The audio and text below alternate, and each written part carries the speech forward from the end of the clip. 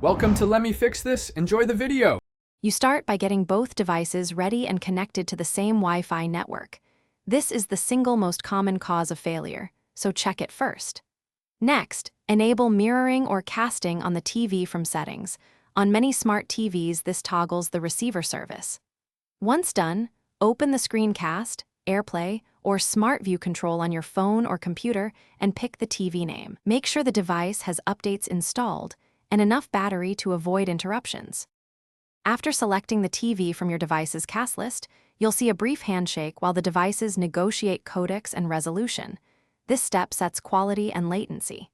If prompted, choose whether to mirror the full screen or cast a single app window, and pick the orientation or recommended resolution to reduce scaling. Once connected, make sure the TV input switched automatically. If not, manually change the source. You can also enable low latency or game mode on the TV to improve responsiveness for video or games. To finish, stop the cast or AirPlay session from your device. Closing it frees network and memory on both ends. If audio is missing, make sure the device's output is set to the TV and the TV volume/mute is correct.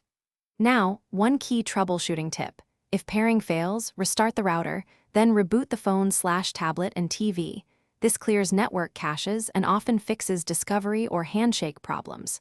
Finally, check app permissions and any firewall that could block local streaming. Thanks for watching. If you found this helpful, don't forget to like and subscribe.